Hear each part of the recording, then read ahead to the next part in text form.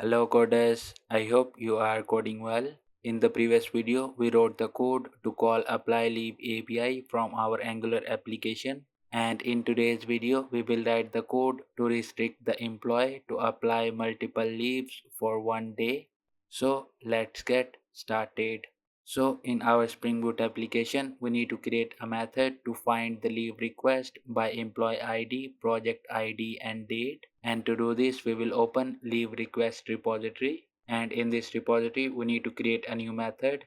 And this method will return optional and we will import it from java.util. And this will be of type leave request and we will import it from our entities package. And after this we need to write the JPL query method, and to do this, first of all we will write find by keyword, and after this we will mention employee ID property, and then we will mention and operator, and after this we will mention project ID property, and then we will again use and operator, and at the end we will mention date property. And to pass the employee ID, we will give the data type as long and we will name this as employee ID, and then we will mention long project ID, and at the end we will mention local date and we will name this as date. And with this our method is completed to get the leave request by employee ID, project ID and date in the leave request repository.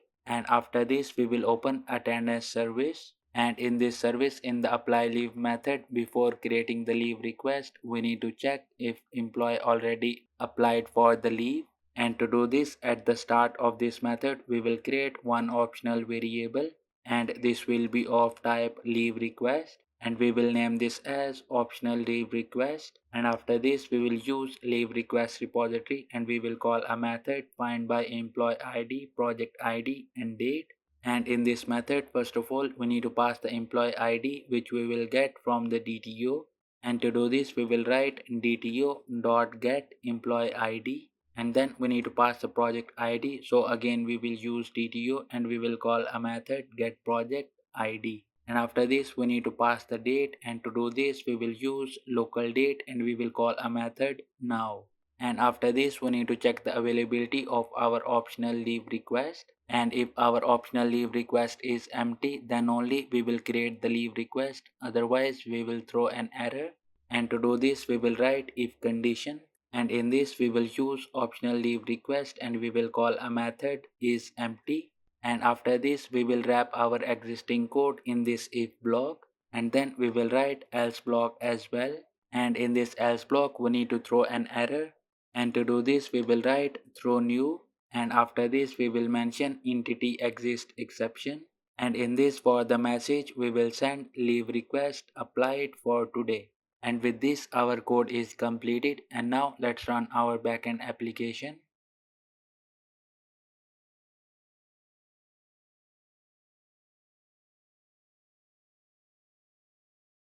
And as you can see our application is up on port 8080 without any errors. And now let's go to the browser and let's validate this functionality. And in the browser on the login page we need to enter the details of employee, and after adding email and password we will click on this login button. And as you can see we got redirected to employee dashboard, and on this dashboard let's click on this apply today's leave button. And as you can see we got the message leave applied successfully. And now let's click on this button again, and as you can see this time we got an error leave already applied for today. And that's it for today's video. In the next video we will create an API call to get the employees applied leaves.